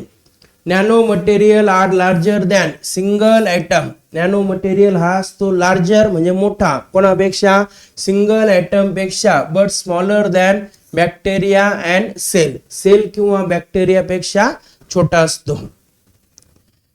आता नॅनो केमिस्ट्री काय, तर nano chemistry is the combination of chemistry and nano science. कोणा दोघांचं कॉम्बिनेशन, केमिस्ट्री आणि नॅनो सायन्स. म्हणजे थोडक्यात केमिस्ट्रीमध्ये तुम्हाला ज्या वेगवेगळ्या रिॲक्शन वगैरे करायच्या आहे, वेगवेगळे केमिकल सिंथेसिस करायचं आहे, ज्यामध्ये केमिकल घ्या पण कोणत्या स्केल वरती तर नॅनोमीटर स्केल वरती. म्हणजे थोडक्यात केमिस्ट्रीचा जो अभ्यास आहे तो आपल्याला नॅनोमीटर स्केल वरती करायचा आहे. तर बघा 3 टाईपचे नॅनो मटेरियल असतात. हे महत्वाचा पार्ट आहे ज्यावर क्वेश्चन विचारला जातो. बघा 3 टाईपचे नॅनो मटेरियल किंवा नॅनो स्ट्रक्चर कोणते, 0 dimensional nano structure, 1 dimensional nano structure आणि 2 डायमेन्शनल नॅनो स्ट्रक्चर. 0, 1 आणि 2. आता 0 याचा अर्थ लक्षात घ्या, 0 dimensional structure is one in which all 3 dimensions are in the nanometer scale. म्हणजे ज्या स्ट्रक्चरचे तिन्ही पण डायमेन्शन हे नॅनोमीटर स्केल मध्ये असेल. 3 डायमेन्शन कळतात आपल्याला, हाईट, विड्थ आणि आपण काय म्हणणार लेंथ. मग त्यांचं म्हणणे ज्या मटेरियलचे तिन्ही पण डायमेन्शन हे नॅनोमीटर स्केल मध्ये असेल त्याला 0 डायमेन्शनल म्हणा. ज्याचं एक्झाम्पल आहे नॅनो पार्टिकल्स किंवा क्वांटम डॉट्स असे तुम्ही लक्षात ठेवू शकता. 1 डायमेन्शनल कोणाला म्हणायचं, आता 0 होतं तर 3, 1 याचा अर्थ 2. 1 dimensional nano structure is 1 in which 2 dimensions are in nanometer scale. त्याचं एक्झाम्पल आहे बघा, नॅनो वायर्स आणि नॅनो रॉड्स. असे जे वायर रॉड्स असतात, असे जे डॉट असतात त्याला आपण 0 डायमेन्शनल म्हणणार. वायर किंवा रॉड असेल त्याला 1 डायमेन्शन म्हणणार. आणि ज्या मटेरियलचं 1 डायमेन्शन हे नॅनोमीटर स्केल मध्ये असेल, 1 डायमेन्शन. इथं किती? 2 डायमेन्शन, इथं 3 डायमेन्शन. बघा, ज्या मटेरियलचं कमीत कमी 1 डायमेन्शन हे नॅनोमीटर स्केल मध्ये असेल त्याला म्हणा 2 डायमेन्शनल नॅनो मटेरियल. ज्याचं एक्झाम्पल आहे थिन फिल्म. कळालं? बघा, 0, 1 आणि 2 कसं लक्षात ठेवायचं? 0 याचा अर्थ ज्याचे तिन्ही पण डायमेन्शन नॅनोमीटर स्केल मध्ये असेल. Example nano particle, quantum dot. याच्यावर एक्झाम्पल वर क्वेश्चन विचारले जातात. 1 डायमेन्शन म्हणजे ज्या मटेरियलचे कमीत कमी 2 डायमेन्शन नॅनोमीटर स्केल मध्ये असेल त्याला 1 डायमेन्शनल नॅनो स्ट्रक्चर म्हणा. त्याचं एक्झाम्पल आहे nano wires and nano rods. आणि 2 डायमेन्शन म्हणजे ज्या मटेरियलचं कमीत कमी 1 डायमेन्शन हे नॅनोमीटर स्केल मध्ये असेल त्याला म्हणा 2 डायमेन्शनल नॅनो मटेरियल. ज्याचं एक्झाम्पल आहे थिन फिल्म. याच्यावर चान्सेस आहे क्वेश्चन विचारण्याचे. आणि कोणते? एक्झाम्पल. त्यानंतर बघा, आणखी काही महत्वाचं लक्षात घ्या. तर जसं जे नॅनो मटेरियल आहे त्याचे काही कॅरेक्टरिस्टिक्स आहे. जसं कलर आहे, कलरचा जर विचार केला तर आपल्याला माहिती आहे लार्ज स्केल वरती वेगळा कलर असतो, स्मॉल स्केल वरती म्हणजे जेव्हा ते स्मॉल साईज मध्ये असेल तेव्हा त्याचा कलर वेगळा असतो. जर आपण गोल्ड पार्टिकल बघितले एकदम स्मॉल स्केल वरती म्हणजे छोट्या आकारात गोल्ड पार्टिकल बघितले त्याचा रेड कलर असतो. पण एकत्र करून जर आपण गोल्ड घेतले तर त्याचा शाईन येलो कलर असतो. त्यानंतर जे काही मोठे पार्टिकल आहे बल्क फॉर्म मध्ये असताना त्याचा आपण काय केलं, असं बल्क डिवाइड केला, असे छोटे छोटे पार्टिकल केले तर व्हॉल्यूम तेवढाच असतो, सरफेस एरिया वाढतो. हाय व्हॉल्यूम सरफेस एरिया रेशो हा महत्वाचा कॅरेक्टरिस्टिक हे नॅनो पार्टिकलचा. म्हणजे ते असे डिवाइड करत गेले तर व्हॉल्यूम आहे तसाच राहतो, सरफेस वाढतो. सरफेस वाढले म्हणजे त्याची रिॲक्टिव्हिटी वाढते. म्हणून बऱ्याचशा रिॲक्शन मध्ये प्लॅटिनम पावडर, पॅलेडियम पावडर असे ठोकळे नाही वापरत, डायरेक्ट ब्लॉक नाही यूज करत, पावडर यूज करता. पावडर यूज करायचं कारण तर पावडर म्हणजे असे जास्त पार्टिकल, जास्त सरफेस आले का रिॲक्टिव्हिटी वाढते. त्यानंतर महत्वाचं लक्षात घ्या, काही आता इथं कॅटॅलिस्ट दिले जसं पॅलेडियम, प्लॅटिनम कॅटॅलिस्ट हे नॅनो फॉर्म मध्ये म्हणजे पावडर फॉर्म मध्ये यूज केले जातात. कोणत्या रिॲक्शन मध्ये? Hydrogenation reaction. त्यानंतर titanium dioxide and zinc oxide are use in photocatalysis reaction. हे एक्झाम्पल लक्षात ठेवायच्या. Gold nano material is very good catalyst for different organic reaction. हे एक्झाम्पल लक्षात घ्या. त्यानंतर एक चार्ट दिला इथं, ज्या चार्ट मध्ये तुम्हाला वेगवेगळ्या टेक्निक, त्या टेक्निक मध्ये यूज केले गेलेले इन्स्ट्रुमेंट आणि त्या टेक्निक वरून आपल्याला कशाबद्दल इन्फॉर्मेशन भेटते असा एक चार्ट दिलाय. आणि हा पण चार्ट हा व्हेरी व्हेरी इम्पॉर्टंट, VIP म्हणतो डायरेक्ट मी याला. हा पाठ करा, याच्या रिलेटेड पण क्वेश्चन विचारले जातात, पण चान्स जास्त इथं क्वेश्चन विचारण्याचा. तर बघा टेक्निक कोणकोणते आहे, तर पहिली हे UV विजिबल स्पेक्ट्रोस्कोपी, दुसरी आहे X-ray diffraction, third scanning electron microscopy, नंतर transmission electron microscopy and Fourier transform infrared spectroscopy, that is FTIR. बघा UV विजिबल स्पेक्ट्रोस्कोपी मध्ये इन्स्ट्रुमेंट यूज केला जातो UV visible spectrophotometer. X-ray diffraction मध्ये यूज केला जातो X-ray diffractometer. Scanning electron microscopy मध्ये scanning electron microscope. Transmission electron microscopy मध्ये transmission electron microscope. आणि FTIR मध्ये फॉरियर ट्रान्सफॉर्म इन्फ्रारेड स्पेक्ट्रोफोटोमीटर. बघा आता ही जी UV विजिबल स्पेक्ट्रोस्कोपी आहे ह्या टेक्निक मध्ये आपल्याला माहिती भेटते preliminary confirmation of formation of nano particle. म्हणजे नॅनो पार्टिकल जे तयार होत आहे त्या तयार होण्याचा आपल्याला प्राथमिक अंदाज येतोय म्हणजे प्रिलिमिनरी कन्फर्मेशन. नंतर एक्स-रे डिफ्रॅक्शन मध्ये आपल्याला माहिती भेटते कशाबद्दल? Particle size, crystal structure and geometry. यावर क्वेश्चन विचारल्या. ही इन्फॉर्मेशन कोणत्या टेक्निक मध्ये आपल्याला कोणती इन्फॉर्मेशन भेटते हे लक्षात ठेवायचं. नंतर स्कॅनिंग इलेक्ट्रॉन मायक्रोस्कोपी मध्ये structure of surface of material that is morphology. Then transmission electron microscopy मध्ये पार्टिकल साइज. आणि FTIR मध्ये आपल्याला माहिती भेटते ऍब्सॉर्प्शन ऑफ फंक्शनल ग्रुप आणि बाइंडिंग नेचर. तर ही इन्फॉर्मेशन तुम्हाला पाठ करायची आहे. UV विजिबल स्पेक्ट्रोस्कोपी मध्ये preliminary confirmation of formation of nano particle. X-ray diffraction मध्ये particle size, crystal structure, geometry. त्यानंतर स्कॅनिंग इलेक्ट्रॉन मायक्रोस्कोपी मध्ये मॉर्फोलॉजी. ट्रान्समिशन इलेक्ट्रॉन मायक्रोस्कोपी मध्ये पार्टिकल साइज आणि FTIR मध्ये ऍब्सॉर्प्शन ऑफ फंक्शनल ग्रुप आणि binding nature. एवढा हा चार्ट तुम्हाला पाठ करायचा आहे. त्यात महत्वाचं परत सांगतो, इन्स्ट्रुमेंटने विचारले जात टेक्निक आणि इन्फॉर्मेशन. त्यानंतर लास्ट पॉइंट आहे बघा चॅप्टर मध्ये, that is applications of nano particle. आता जे जे महत्वाचे होते मित्रांनो त्यावर विचारले गेलेले क्वेश्चन तीच माहिती मी तुम्हाला सांगतोय. बघा ऍप्लिकेशन मध्ये काय म्हणतात ते, nano particles are use in manufacturing of scratch proof eye glasses. कशासाठी? Scratch proof eye glass, then sunscreen, crack resistant pen. त्यानंतर it is use in electronic devices like magneto resistive random access memory, ज्याला MRAM म्हणणार. Then nanotechnology play an important role in water purification technique. Silver nanoparticles, AGNPS म्हणजे silver nano particles.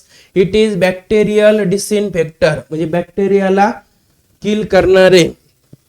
And remove E. coli from water. हे bacteria आहे जे water मध्ये असतात त्याला remove करण्यासाठी वापरले जातात silver nano particle. Then self cleaning material, हे दोन महत्वाचे. Silver nano particle, self cleaning material ज्याला आपण कमळाचं फूल म्हणणार. कमळाचं फूल एकदम चिखलात असतं पण त्याच्यावर कुठंच आपल्याला चिखल दिसत नाही. का बरं? कारण की नॅचरली ते कमळाचं जे फूल आहे त्यामध्ये जे लीव्ज आहे ते सुपर हायड्रोफोबिक. सुपर हायड्रोफोबिक याचा अर्थ वॉटर रिपेलंट आहे म्हणून पाणी त्याच्याकडे येत नाही आणि त्यामुळे त्याच्यावरची घाण वगैरे पण याच्यावर येणार नाही. Nano structure on lotus leaves repel water which carries dirt. Lotus effect is basis of self cleaning Windows.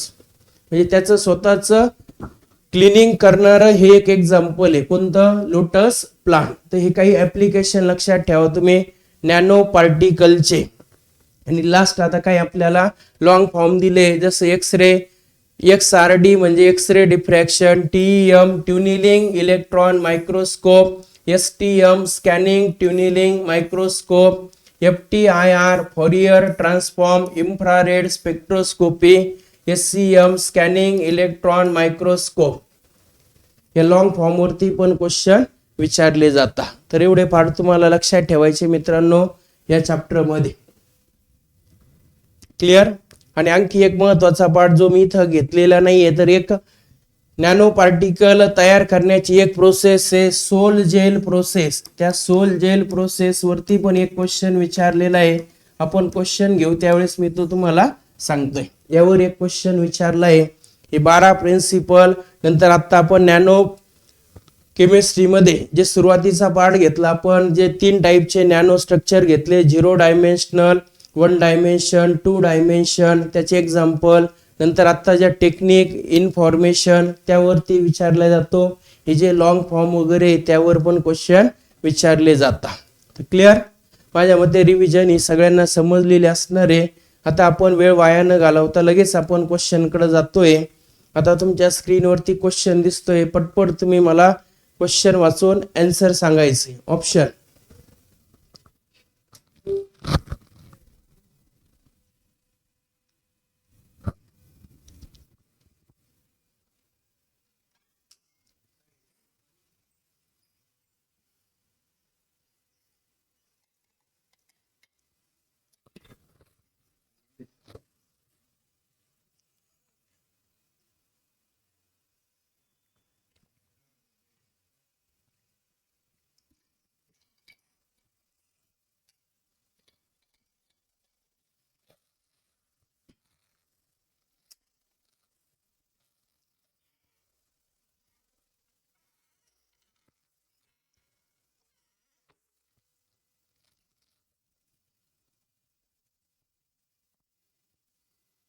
पटपट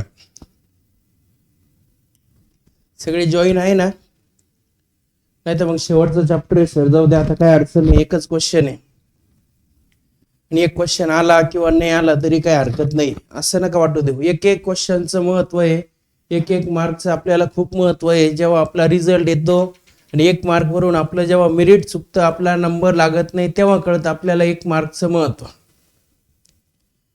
Which from following chemical activities does not exhibit good atom economy according to the principle of green chemistry? मला अगोदर जे विद्यार्थी join आहे त्यांनी एकदा पटकन Y type करा, कारण की बरेचसे स्टुडंट हे कमेंट करत नाही. आज परत सांगतो मी, आज केमिस्ट्रीचं लास्ट लेक्चर आहे. आता आपण फक्त एवढे क्वेश्चनचाच पार्ट राहिलाय, त्यामुळे जे जॉईन आहे त्यांनी एकदा वाय टाईप करा, जेणेकरून मला पण अंदाज आला पाहिजे तुम्ही नेमकं कमेंट का वर करत नाही.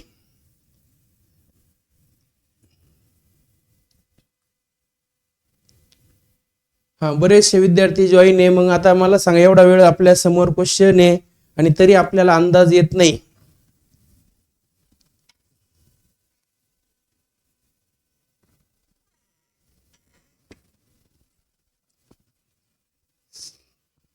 हा, भरपूर विद्यार्थी जॉईन आहे. आता आपण पटपट काय म्हणतात ते, which from following chemical activity, याचा अर्थ क्वेश्चन समजला नाही सर आम्हाला, क्वेश्चन थोडासा हार्ड आहे बघा. Which from following chemical activity does not exhibit good atom economy, म्हणजे काही तिथं त्यांनी रिॲक्शन दिले आहे आणि त्या रिॲक्शन मध्ये त्यांनी विचारलं कोणत्या रिॲक्शन मध्ये किंवा कोणत्या रिॲक्शनची ॲटम इकॉनॉमी गुड नाहीये, म्हणजे चांगली नाहीये.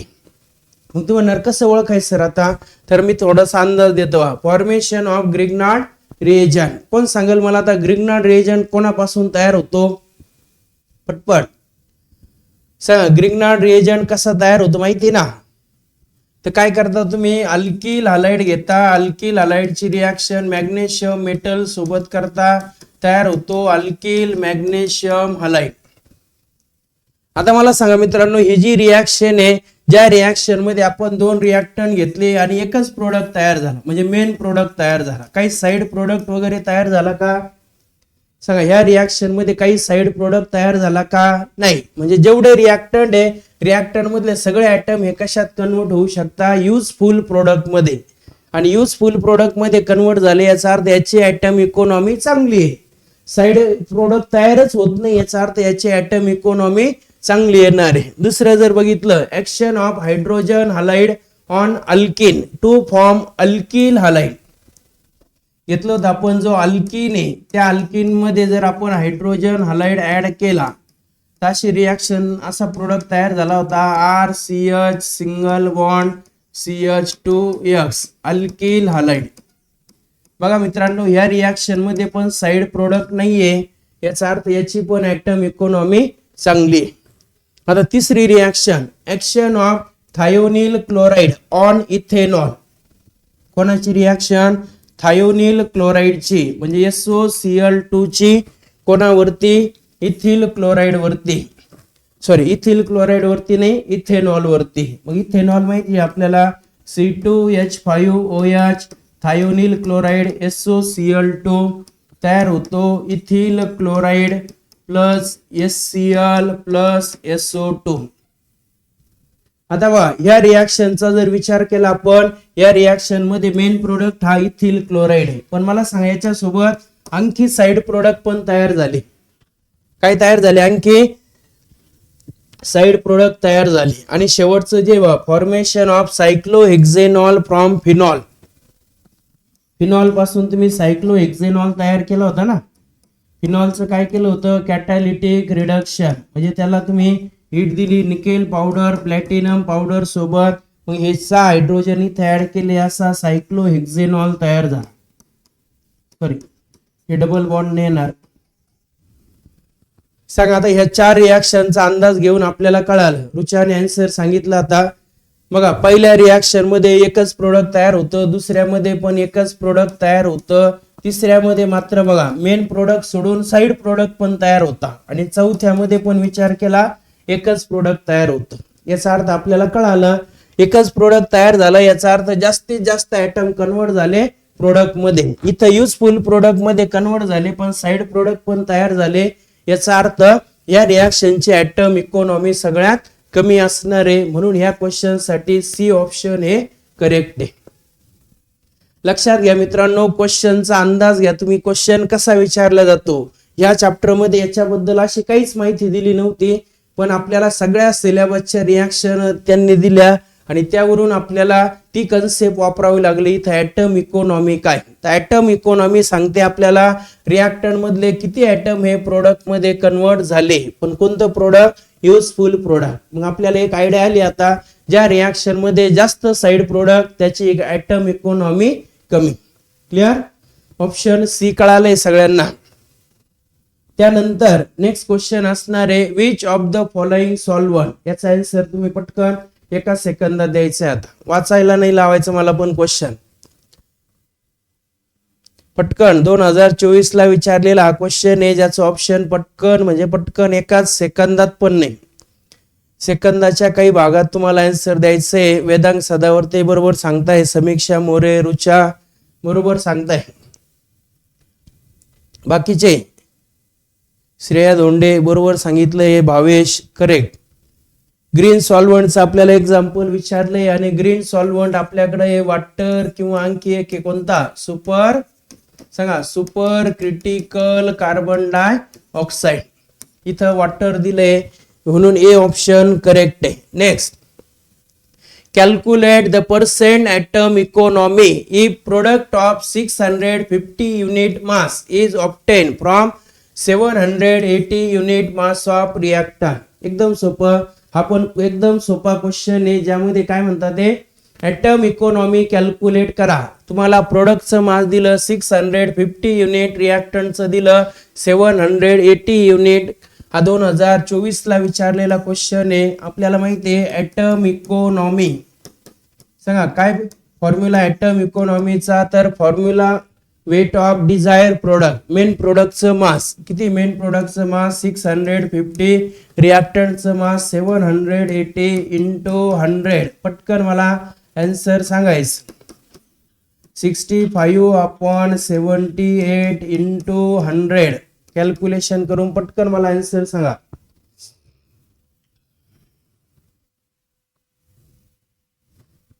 वेदांगने बरोबर आन्सर सांगितले, अंकिता मोरे पण बरोबर आन्सर सांगताय. कॅल्क्युलेशन केलं पण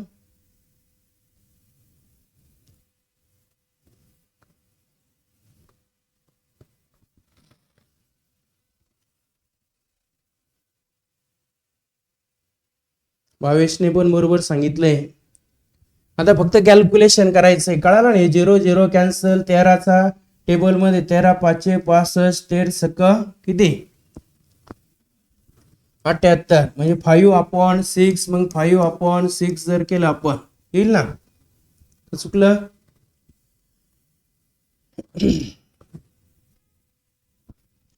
इथं 0 घेतला आपण, हे 50 झाले, मग 50 60 48 किती उरले, तर 2 20 झाले, साइन 3 18, परत 2 उरले, परत 20 झाले, 8 म्हणजे काय आलं इथं, तर आपण बघितलं 0.8333 इंटू 100. मग 100 म्हणजे 2 ने हा इकडं जाईल, 83.3% आहे का, 83.33 ऑप्शन सी. क्लिअर, बऱ्याच जणांनी आन्सर करेक्ट सांगितले. त्यानंतर next question, which among the following compound is use to prepare adipic acid using enzyme by Drath and Frost technology. 2024 लाच विचारलेला हा क्वेश्चन आहे, ज्याचा आन्सर तुम्ही आता पटकन देताय. सांगा, ड्रॅथ आणि फ्रॉस्ट हे जे 2 सायंटिस्ट आहे त्यांनी एडिपिक ऍसिड तयार केला, कोणाचा यूज करून. सार्थक कवडे बरोबर सांगताय, रुचा पण बरोबर सांगते, विनोद तुपे, अंकिता मोरे करेक्ट सांगितलंय. सांगा, ड्रॅथ आणि फ्रॉस्ट काय केलं, एडिपिक ऍसिड तयार केला, कोणापासून, ग्लुकोज पासून. पहिला तो तयार केला जायचा बेन्झीन पासून, नंतर लक्षात आलं बेन्झीन हा कार्सिनोजेनिक आहे, मग तो तयार केला जातो ग्लुकोज पासून. कशाचा यूज करून, enzyme. Which from following statement is not true according to principle of green chemistry? काही स्टेटमेंट दिले आहे, त्यांचं म्हणणं यातली कोणती स्टेटमेंट ट्रू नाहीये?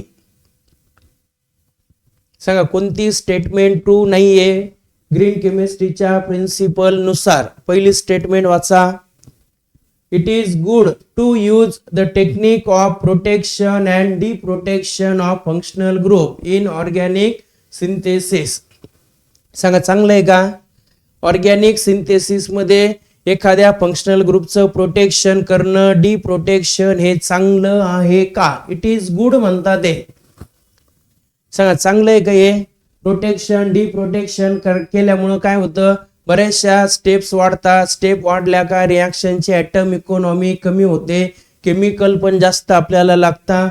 याचा अर्थ ऑर्गॅनिक सिंथेसिस मध्ये एखाद्या फंक्शनल ग्रुपचं प्रोटेक्शन डिप्रोटेक्शन करणं हे गुड नाहीये, बॅड म्हणू शकतो आपण, हे चांगलं नाहीये. याचा अर्थ ही जी पहिली स्टेटमेंट आहे तीच कशी तर नॉट ट्रू म्हणजे false statement. Clear? Sarthak Kawade, Ankita More correct answer सांगितले. त्यानंतर next. Which from following polymer is believed to leach human carcinogen into food when use as a household plastic?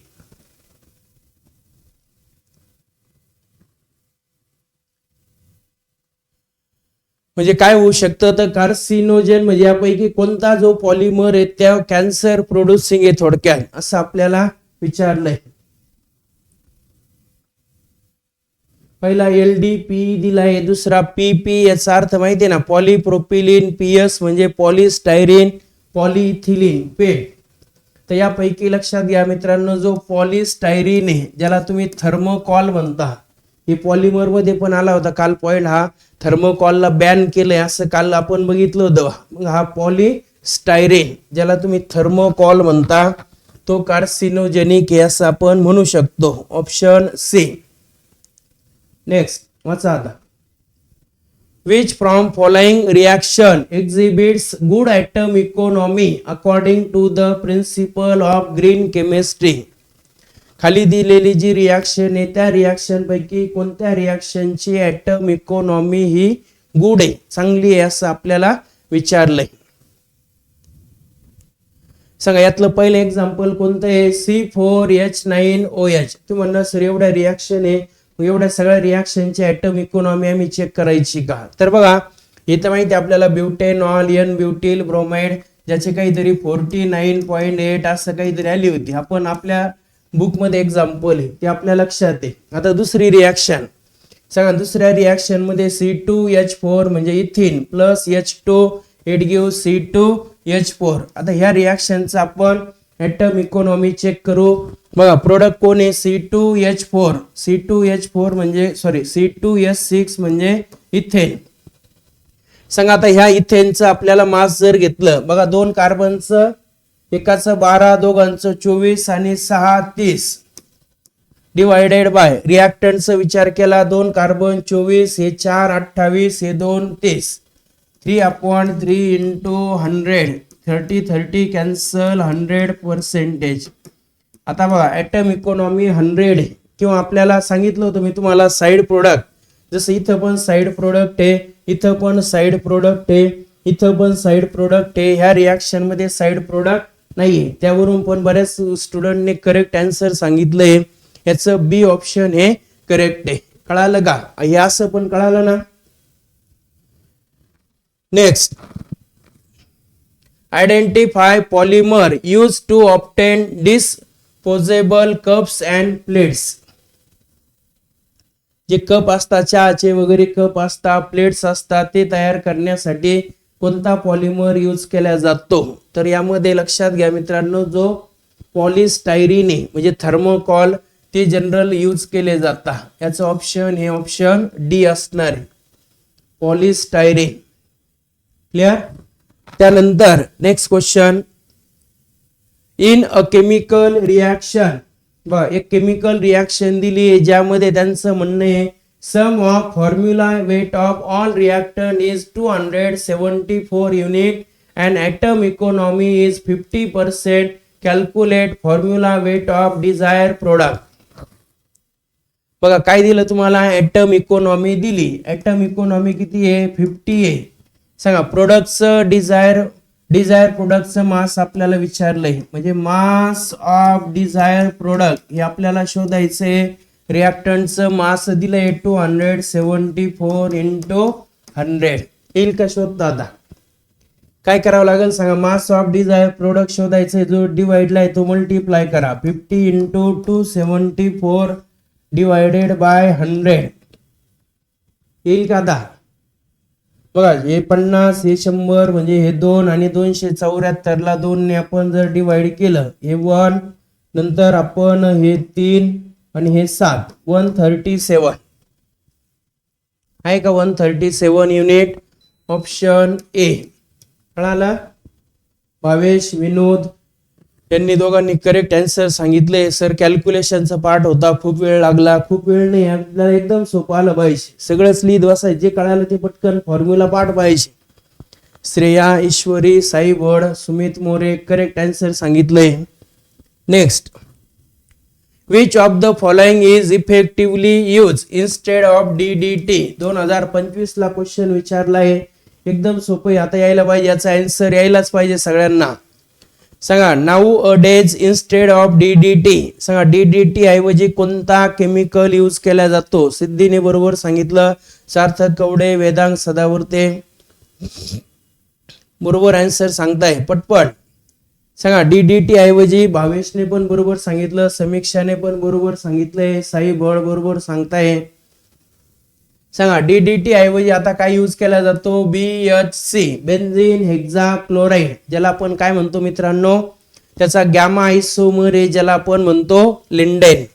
Next, identify principle suggesting to avoid protection and deprotection of selective group for organic reaction in green chemistry. 2025 ला विचारलेला हा question आहे. माझ्या मते याचं answer आलं पाहिजे तुम्हाला. आयडेंटिफाय द प्रिन्सिपल म्हणजे असा प्रिन्सिपल ओळखायचा की ज्या प्रिन्सिपल मध्ये ते सांगता आपल्याला जे ऑर्गॅनिक सिंथेसिस मध्ये तुम्ही प्रोटेक्शन डिप्रोटेक्शन करता ग्रुपचं ते अवॉइड करा. ज्याला आपण मिनिमायझेशन ऑफ स्टेप्स म्हटलं होतं त्या ग्रीन केमिस्ट्रीच्या प्रिन्सिपल मध्ये. पण माझ्या मते मिनिमायझेशन ऑफ स्टेप्स असं कुठं चाललेलं नाहीये, त्याला दुसरा शब्द आहे, तो मग आपल्या लक्षात आला पाहिजे. सांगा यूज ऑफ रिन्युएबल म्हणू शकता का? नाही. डिझाईन फॉर एनर्जी इफिशियन्सी नाही. डिझाईन फॉर सेफर केमिकल हे पण येणार नाही. मग काय राहिलं? रिड्यूस डेरिव्हेटिव्ह म्हणजे थोडक्यात काय करा, minimisation of step.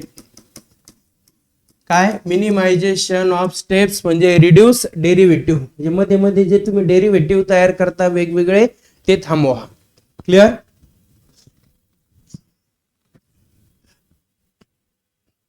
Which of the following household plastic material is used to prepare drinking straw? हा 2021 आणि 2025 ला विचारलेला क्वेश्चन आहे. जे स्ट्रॉ असतात ते स्ट्रॉ तयार करण्यासाठी कोणतं प्लास्टिक मटेरियल यूज केलं जातं? तर हे पॉलीप्रोपायलिन. कोणतं मित्रांनो यामधलं? हे पॉलीप्रोपायलिन. हे लक्षात ठेवा. जे स्ट्रॉ आहे, स्ट्रॉ वरून लक्षात घ्या, स्ट्रॉ पॉलीप्रोपायलिन. ज्या डिश वगैरे सांगितलं, ग्लास सांगितले, ते कशासाठी? तर तिथं थर्मोकॉल होतं. याचं option D. Which from the following compound is called gamma hexane? सांगा गॅमा हेक्झेन कोणाला म्हणणार तुम्ही? म्हणजे गॅमा आयसोमर काहीतरी होता का? सांगा ऑप्शन सांगा. गॅमा हेक्झेन, ज्याला लिंडेन वगैरे म्हणता तुम्ही. सांगा ऑप्शन सांगा पटकन. वेदांग सदावर्ते बरोबर सांगितलंय, भावेशने पण बरोबर सांगितलंय, अंकिता मोरे बरोबर सांगताय, रुचाने बरोबर सांगितलंय. नाही, रुचा कोणतं सांगितलंय तुम्ही? बी ऑप्शन. बी ऑप्शन नाहीये. तर गॅमा हेक्झेन, गॅमेक्झेन किंवा त्याला तुम्ही लिंडेन म्हणता. लिंडेन म्हणजे हा बेन्झीन हेक्साक्लोराइड, ज्याला तुम्ही शॉर्टकट मध्ये लिहू शकता BHC. ऑप्शन सी हे करेक्ट आहे. सी हे ऑप्शन या क्वेश्चन साठी करेक्ट आहे. Next, calculate atom economy in the following reaction that occurs under ideal condition. तुम्ही सांगायचं, पटकन सांगायचं मला आता ह्या रिॲक्शनची ॲटम इकॉनॉमी. कॅल्क्युलेट करत बसायची गरज नाही. कॅल्क्युलेट करत बसायची गरजच नाही या रिॲक्शनची ॲटम इकॉनॉमी. तुम्हाला जर टेक्निक कळाली, ट्रिक्स कळाली, ॲटम इकॉनॉमी कॅल्क्युलेट करत बसू नका इथं. आणि कॅल्क्युलेट केली तरी पण आन्सर येईल, वेळ लागेल थोडासा, ऑप्शन येईल तुम्हाला. वेदांगने करेक्ट आन्सर सांगितलंय, सार्थक कवडे पण करेक्ट आन्सर सांगताय. सांगा पटकन बाकीचे. रुचाने पण बरोबर सांगितलंय, श्रेया धोंडे बरोबर सांगताय. बघा, रिॲक्शन मध्ये साइड प्रोडक्ट नाहीये ना, म्हणजे सगळे रिॲक्टंट कशात कन्वर्ट झाले, युजफुल प्रोडक्ट. आणि सगळे रिॲक्टंट जर युजफुल प्रोडक्ट मध्ये कन्वर्ट होता, याचा अर्थ रिॲक्शनची ॲटम इकॉनॉमी 100% असते. किती असते मित्रांनो? 100%. आणि तुम्ही कॅल्क्युलेट जरी केलं याचं मास तरी पण आपलं आन्सर बरोबर आहे. बघा, एका अमोनियाचं मास जर घेतलं 9 हे 14 आणि 3 17, 17 आणि 17 34, म्हणजे जे प्रोडक्ट आहे त्याचं मास 34. रिॲक्टंट बघा, हे नायट्रोजनचं 14 आणि 14 28, 28 आणि हे 6 34 इंटू 100. मग असं आपला आन्सर येईल 100%. Clear? Next, which from following nano material has 2 dimension less than 100 nanometer. कोणतं मटेरियल की ज्या मटेरियलचे 2 डायमेन्शन हे नॅनोमीटर स्केल मध्ये, म्हणजे 100 नॅनोमीटर पेक्षा कमी. याचा अर्थ तुम्हाला एक्झाम्पल ओळखायचंय. बघा, 1 डायमेन्शन नॅनो स्ट्रक्चरचं, 1 डायमेन्शनल नॅनो स्ट्रक्चरचं एक्झाम्पल ओळखायचंय. आणि 1 डायमेन्शनल नॅनो स्ट्रक्चरचे 2 एक्झाम्पल घेतले होते आपण, नॅनो वायर्स आणि नॅनो रॉड्स. आहे का? मग कोणता आहे मग यामधला? तर nano wires, option A. Next, identify correct decreasing order of size of nano material from following. हा 2024 ला विचारलेला क्वेश्चन आहे. आपल्याला करेक्ट ऑर्डर ओळखायची. बघा, आता यांच्या साईज बद्दल आपल्याला माहिती आहे. इथं दिलेली जी साईज आहे त्यात कोणाची साईज जास्त, कोणाची कमी, हे तुम्हाला इथं सांगायचंय. तर बघा, सेलची साईज जास्त असते बॅक्टेरियापेक्षा, बॅक्टेरियाची जास्त असते व्हायरस पेक्षा, व्हायरसची जास्त असते अँटीबॉडी पेक्षा. म्हणजे सगळ्यात छोटा अँटीबॉडी आहे, नंतर व्हायरस आहे, बॅक्टेरिया आहे आणि सगळ्यात मोठी सेल आहे कॅन्सर सेल. आता आलं पाहिजे आन्सर. सगळ्यात मोठा ही कॅन्सर सेल आहे, सगळ्यात छोटा अँटीबॉडी. वेदांग, सृष्टी करेक्ट सांगितलंय. आता सगळ्यात मोठा कॅन्सर सेल, सगळ्यात छोटी अँटीबॉडी. याचा अर्थ ऑप्शन डी हे करेक्ट आहे. Clear? Which from following nano material is smallest in size. तोच क्वेश्चन आला, फक्त इथं वेगळ्या पद्धतीने विचारला, त्यामुळे याचं पण आन्सर आलं पाहिजे. आता येईल का? पटकन याची कमेंट करा आता. Which from following nano material is smallest in size. Vedang, Rucha बरोबर सांगितलंय. सगळ्यात कमी साईजचा कोण असणार आहे? तर अँटीबॉडी. आणि सगळ्यात जास्त साईजचा विचारला असता तर cancer cell. Next, which among the following is an example of 1 dimensional nano structure. 2024 लाच विचारलेला क्वेश्चन आहे. 1 डायमेन्शनल नॅनो स्ट्रक्चरचं आपल्याला एक्झाम्पल विचारलंय. कोणाचं? 1 डायमेन्शनचं. 1 डायमेन्शन मध्ये तुम्ही काय घेतलं होतं? नॅनो वायर्स घेतलं होतं, काय घेतलं होतं? नॅनो रॉड, नॅनो वायर्स आणि नॅनो ट्यूब. वायर ऐवजी ट्यूब पण घेऊ शकता, रॉड ऐवजी ट्यूब पण घेऊ शकता, लक्षात घ्या. म्हणून हे जे नॅनो ट्यूब हे एक्झाम्पल आहे, हे कशाचं आहे? तर 1 डायमेन्शनचं. रुचाने बरोबर सांगितलंय, बी ऑप्शन आहे. भावेश, सार्थक करेक्ट सांगितलंय. Identify one dimensional nano structure from following. आपण 2024 लाच विचारलेला क्वेश्चन आहे, याचं पण आन्सर तुम्हाला आलेलं आहे. आलंय याचं पण answer. One dimensional nano structure कोणतं? A option nano wires. Next, identify a zero dimensional nano structure from following. हा 2024 लाच विचारलेला क्वेश्चन आहे. आता झिरो डायमेन्शनचं ओळखायचंय तुम्हाला. आलं पाहिजे. झिरो डायमेन्शन याचा अर्थ ज्याचे तिन्ही डायमेन्शन हे नॅनोमीटर स्केल मध्ये. पटपट सांगताय भावेश, रुचा, सार्थक, सिद्धी, विनोद, तुपे सगळ्यांनी करेक्ट आन्सर सांगितलंय. झिरो डायमेन्शन्स एक्झाम्पल आहे नॅनो पार्टिकल्स. काय सांगितलंय? Nano particles. त्यानंतर identify zero dimensional nano structure from example given below. 2023 आणि 2025 असं 2 वर्ष रिपीट झालेला क्वेश्चन आहे. सांगा कोणता येईल आता याचा? झिरो डायमेन्शनच विचारलं. झिरो डायमेन्शन मध्ये नॅनो पार्टिकल किंवा क्वांटम डॉट. सिद्धीने बरोबर सांगितलंय, वेदांगने पण बरोबर सांगितलंय. झिरो डायमेन्शनचं एक्झाम्पल कोणतं येईल तर क्वांटम डॉट. वेदांगने पण बरोबर सांगितलंय, रुचाने बरोबर सांगितलंय, भावेश, सार्थक सगळ्यांनी करेक्ट सांगितलंय. सांगा which of the following is not an example of one dimensional nano structure. 2021-2025 ला विचारलाय. त्यांचं म्हणणे खाली दिलेल्या पैकी कोणतं एक्झाम्पल हे झिरो डायमेन्शनल नॅनो कोणत्याचं म्हणतात ते? Which of the following is not an example of. कोणतं एक्झाम्पल नाहीये कोणाचं? झिरो डायमेन्शनचं. सॉरी, वन डायमेन्शनचं विचारल्या.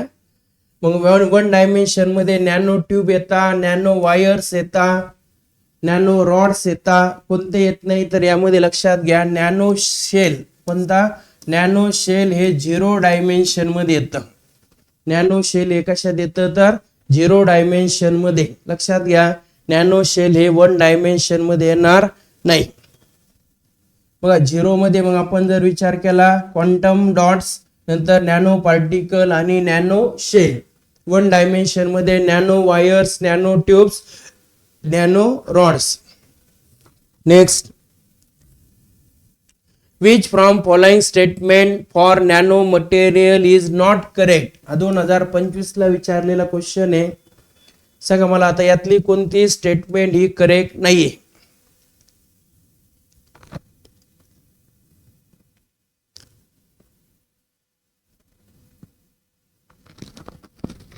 सांगा याचा आन्सर सांगा पटकन. कोणती स्टेटमेंट करेक्ट नाहीये?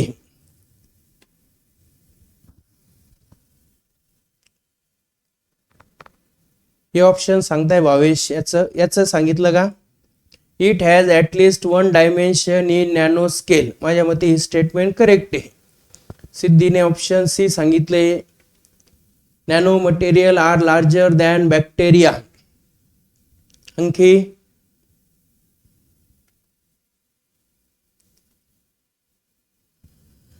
रुचाने पण सी ऑप्शन सांगितलंय. श्रेया डी ऑप्शन सांगताय. वेदांगने सी ऑप्शन सांगितलंय. सृष्टी साठे सी ऑप्शन सांगताय. श्रेया दोंडे पण सी ऑप्शन सांगताय. तर बघा it has at least one dimension in nano scale हे बरोबर आहे. आपल्याला चुकीची ओळखायची आहे. ही स्टेटमेंट करेक्ट आहे. Nano material are larger than single atom हे पण करेक्ट आहे. Nano material are larger than bacteria. बॅक्टेरियापेक्षा याची साईज कमी असते, जास्त नसते. याचा अर्थ ही स्टेटमेंट मात्र करेक्ट नाही. Clear? Next, identify the ratio that decide higher reactivity of nano material as catalyst. म्हणजे नॅनो मटेरियल हे कॅटॅलिस्ट म्हणून यूज केल्या जातात. त्यासाठी आपल्याला कोणता रेशो हायर पाहिजे असं आपल्याला विचारलंय.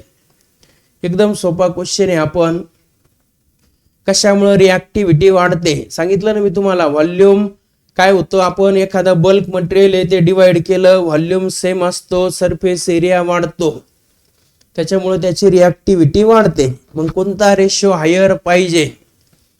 कॅटॅलिस्ट म्हणून जे नॅनो मटेरियल यूज केले जातात त्याचं कारण आहे तर त्यांच्यामध्ये कोणता रेशो हा हायर असेल? श्रेया धोंडे ए ऑप्शन सांगताय.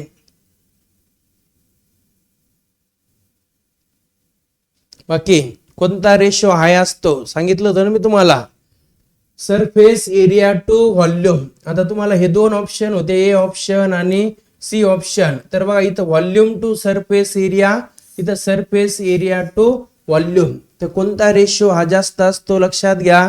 सरफेस एरिया टू व्हॉल्यूम हा जो रेशो आहे, म्हणजे व्हॉल्यूम सेम असतं सरफेस एरिया वाढतो, याचा earth surface area same volume वाढतं असा आहे ए ऑप्शनचा. म्हणून इथं सी ऑप्शन हे करेक्ट आहे, ए ऑप्शन येणार नाही, कारण volume remain same surface area increases. म्हणून याचं करेक्ट ऑप्शन हे ऑप्शन सी असणार आहे. Next, identify the instrument use to find the structure of surface of material. हा 2023 आणि 2024 ला विचारलेला क्वेश्चन आहे. सरफेस ऑफ मटेरियल सांगा, सरफेस बद्दल माहिती देणारा. Structure of surface of material त्याला आपण मॉर्फोलॉजी म्हणतो. मॉर्फोलॉजी बद्दल माहिती देणारा कोण आहे? SCM एका scanning electron microscope. Srushti A option सांगताय scanning electron microscope. Ankita A option सांगताय. सार्थक कवडे ए ऑप्शन सांगताय. श्रेया धोंडे ए ऑप्शन सांगताय. सिद्धी Kudale A option.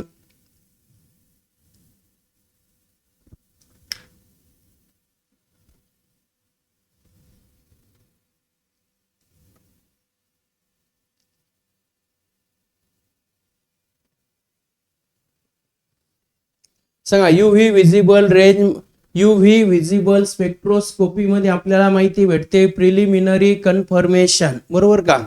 X-ray diffraction मध्ये कशाची माहिती भेटते? सांगा, एक्स-रे डिफ्रॅक्शन मध्ये कशाची माहिती भेटते आपल्याला? कमेंट करून सांगा. एक्स-रे डिफ्रॅक्शन मध्ये किंवा एक्स-रे डिफ्रॅक्टोमीटर.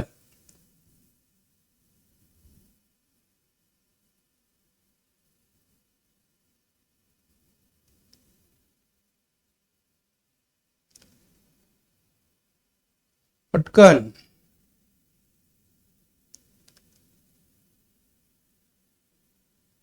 सृष्टी पार्टिकल साइज सांगताय. एक्स-रे डिफ्रॅक्टोमीटर मध्ये माहिती भेटते आपल्याला पार्टिकल साइज बद्दल, क्रिस्टल स्ट्रक्चर बद्दल, बरोबर. सिद्धीने बरोबर सांगितलंय. Size, crystal, geometry, size of particle, crystal, नंतर जॉमेट्री ही माहिती भेटते आपल्याला एक्स-रे डिफ्रॅक्टोमीटर मध्ये. स्कॅनिंग इलेक्ट्रॉन मायक्रोस्कोप मध्ये, बरोबर, particle size, geometry, crystal structure. X-ray diffractometer मध्ये, स्कॅनिंग इलेक्ट्रॉन मायक्रोस्कोप मध्ये structure of surface of material म्हणजेच त्याला मॉर्फोलॉजी म्हणतो. ट्रान्समिशन इलेक्ट्रॉन मायक्रोस्कोपी मध्ये आपल्याला पार्टिकल साइज बद्दल माहिती भेटते. आणि FTIR मध्ये आपल्याला माहिती भेटते मित्रांनो कशाबद्दल? ऍब्सॉर्प्शन ऑफ फंक्शनल ग्रुप आणि बाइंडिंग नेचर. मग याचा अर्थ सगळ्यांनी जे सांगितलेलं ए ऑप्शन आहे ते ऑप्शन करेक्ट आहे. Clear? Next, what type of information is collected using FTIR, Fourier transform infrared spectroscopy. 2024 ला विचारलेला क्वेश्चन आहे, त्याचा आन्सर ऑलरेडी आपण आता घेतलंय. आलं पाहिजे, येईल ना याचं? सांगा, कशाबद्दल माहिती भेटते आपल्याला ह्या FTIR मध्ये? तर FTIR मध्ये आपल्याला ऍब्सॉर्प्शन ऑफ फंक्शनल ग्रुप आणि बाइंडिंग नेचर याबद्दल माहिती भेटते. Which from following techniques is used for preliminary confirmation of nano particle? 2024. बघा, एक वेळेस एका टेक्निक बद्दल विचारता, दुसऱ्या शिफ्ट मध्ये दुसऱ्या टेक्निक बद्दल विचारता. त्यामुळे आपल्याला एक दोन शिफ्टचे पेपर जरी झाले मित्रांनो, एक टेक्निक समजून घ्या थोडीशी. एखाद्या शिफ्टचा जर पेपर झाला, समजा 11 तारखेला पेपर झाला, थोडीशी आयडिया आपण घेऊ शकतो. जर इथं आपल्याला इन्स्ट्रुमेंट बद्दल, FTIR बद्दल विचारलं, उरलेल्या 3 बद्दल आपल्याला विचारू शकता. मग असा अंदाज पण तुम्ही घेऊ शकता. सांगा कोणती माहिती प्रिलिमिनरी कन्फर्मेशन भेटते आपल्याला UV विजिबल स्पेक्ट्रोस्कोपी मध्ये. कशामध्ये? UV विजिबल स्पेक्ट्रोस्कोपी मध्ये. Next, identify sequential reaction involve in sol gel process. बघा जी सोल जेल प्रोसेस आहे नॅनो मटेरियलच्या फॉर्मेशनची सिंथेसिसची जी प्रोसेस आहे त्यामध्ये लक्षात घ्या मित्रांनो 2 रिॲक्शन होता. एक हायड्रोलिसिस होतं आणि एक पॉलीकंडेन्सेशन होतं. काय होतं त्यामध्ये? हायड्रोलिसिस आणि पॉलीकंडेन्सेशन. अगोदर हायड्रोलिसिस होतं, नंतर कंडेन्सेशन होतं. थोडीशी ती एकदा नोट्स मधून तेवढी प्रोसेस एकदा वाचून घ्या आणि क्वेश्चन नुसार वाचा ते. नेमकं क्वेश्चन कशाच्या रिलेटेड विचारले तर आपल्याला ह्या रिॲक्शनच विचारतात, त्यामुळं या रिॲक्शन आपण पाठ करून टाका. हायड्रोलिसिस आणि polycondensation. Identify the technique use to know binding nature of nano material. 2025 ला विचारलेला क्वेश्चन आहे ज्याचा आन्सर तुम्हाला येतंय आता. सांगा बाइंडिंग नेचर बद्दल माहिती देणारा. पटकन सांगायचं. Binding nature, absorption of functional group. वेदांगने बरोबर सांगितलंय. आता वेदांगने करेक्ट आन्सर सांगितलंय. बाइंडिंग नेचर बद्दल माहिती देणारा टेक्निक आहे FTIR म्हणजे Fourier transform infrared spectroscopy. Clear. Next, which instrument is use for determination of particle size. बघा 3 वेळा रिपीट झाला हा 21, 24 आणि 2025 ला. सांगा पार्टिकल साइज बद्दल माहिती देणारा. ओनली पार्टिकल साइज हा. साइज, क्रिस्टल, नंतर जॉमेट्री ते वेगळे. फक्त पार्टिकल साइज बद्दल माहिती देणारा. Transmission electron microscope. बरोबर का? TEM. सिद्धीने बरोबर सांगितलंय. अंकिता मोरे बरोबर सांगताय. सृष्टी साठे बरोबर सांगताय. पार्टिकल साइज बद्दल माहिती देणारा कोण आहे तर transmission electron microscope. What type of reaction is the sol gel process. Sol gel process मध्ये कोणत्या टाइपची रिॲक्शन होते तर पॉलिमरायझेशन होतं, ज्यामध्ये हायड्रोलिसिस होतं, कंडेन्सेशन होतं. म्हणून इथं त्याचं ए ऑप्शन येईल. हा 2025 ला विचारलेला क्वेश्चन आहे. कोणती रिॲक्शन होते त्यामध्ये तर polymerization. Next, identify instrument use for preliminary confirmation. माझ्यामध्ये रिपीट झाला हा क्वेश्चन आत्ताच. प्रिलिमिनरी कन्फर्मेशन पण ऑप्शन वेगळे आले बघा मित्रांनो. याचा अर्थ हा वेगळ्या शिफ्टला विचारलेला क्वेश्चन आहे. 2025 लाच पण वेगळ्या शिफ्ट मध्ये विचारला आहे. UV visible spectrometer. बरोबर का? UV visible spectrophotometer. Preliminary confirmation याचा अर्थ डी ऑप्शन करेक्ट आहे. रुचा, सिद्धी, वेदांग बरोबर सांगितलंय. Next, which instrument is used to identify crystal structure of nano material. आता हे तुम्ही सांगायचं. सांगा क्रिस्टल स्ट्रक्चर. क्रिस्टल स्ट्रक्चर बद्दल माहिती देणारा.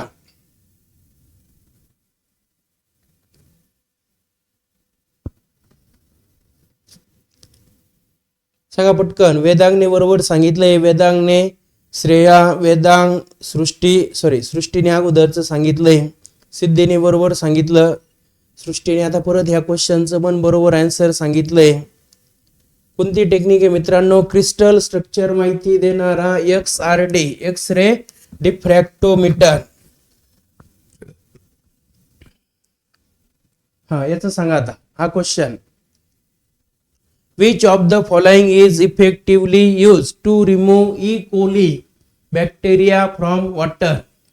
वॉटर प्युरिफिकेशन मध्ये बघितलं ना आपण ऍप्लिकेशन आलंय. त्याचा आन्सर तुम्हाला सांगा पटकन. वॉटर प्युरिफिकेशन मध्ये कोणते नॅनो मटेरियल जे E. coli बॅक्टेरिया रिमूव्ह करता. सृष्टीसाठी वेदांग, सदावर्ते, सिद्धी बरोबर सांगितलंय. कोणतं? Silver nano particle. जे लिहिता तुम्ही AGNPS. ऑप्शन ए करेक्ट आहे.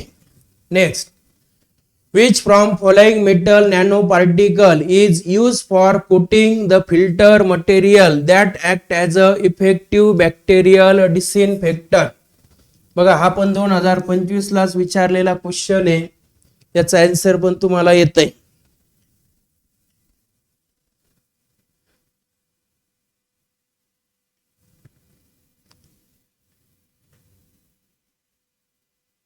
येतंय का पटकन? हा लास्ट क्वेश्चन आहे आता या चॅप्टर मध्ये. श्रेया बरोबर सांगताय, रुचाने पण रुचाने अगोदरच सांगितलंय, श्रेया बरोबर नाही सांग, हा बरोबर सांगितलं श्रेयाने. आता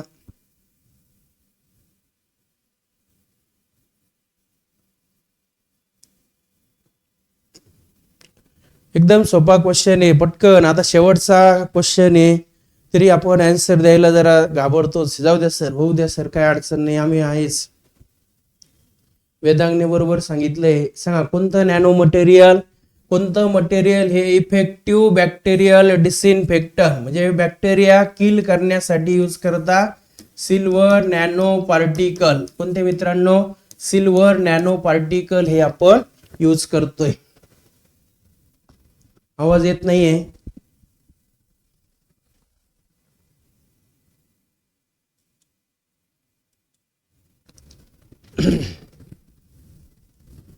येतोय का आवाज सगळ्यांना? आता सिद्धी आवाज येतोय का आता?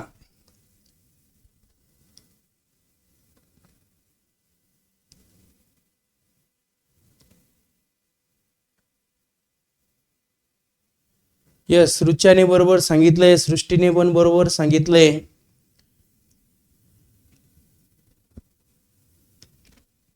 तर कोणता मेटल हा जनरल फिल्टर मध्ये यूज केला जातो? तर सिल्वर मेटल.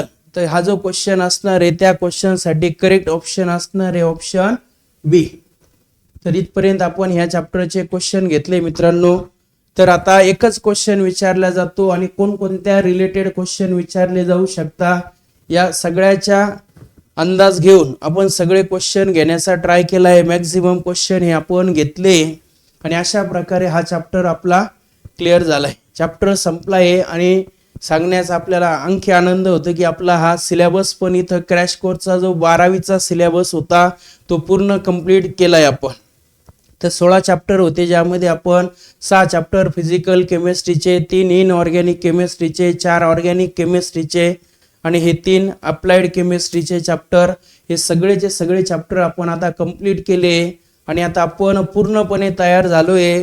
क्रॅश कोर्स हे जो आपला पूर्ण संपलाय आणि क्रॅश कोर्सच्या माध्यमातून आपण आता पूर्णपणे तयार झालोय आपल्या सीईटी येणाऱ्या सीईटी एक्झामचा पेपर देण्यासाठी. जास्तीत जास्त ट्राय केला, जास्तीत जास्त पॉइंट घेण्याचा मी ट्राय केला. थोडासा स्पीड होता पण आपल्याला लिमिटेड टाइम मध्ये सगळा कोर्स संपवायचा होता, त्यामुळे स्पीड ठेवूनच आपल्याला ते करणं गरजेचं होतं. त्यामध्ये जास्तीत जास्त घेण्याचा ट्राय केला. तुम्हाला जास्तीत जास्त कशी माहिती भेटेल, जास्तीत जास्त क्वेश्चन कसे आपले सॉल्व्ह होतील असा ट्राय मी केलाय.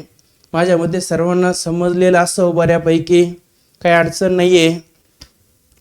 एकदा सगळ्यांनी कमेंट करा आता शेवट जर समजलेला आहे सगळा पार्ट सर, काही अडचण नाहीये. आणि सगळ्यांनी प्रॉमिस करा सर आता आम्ही चांगला अभ्यास करू आणि केमिस्ट्रीमध्ये नक्कीच आम्ही 100% आहे. किती? केमिस्ट्रीमध्ये नक्कीच आम्ही 100% हे आणून दाखवू.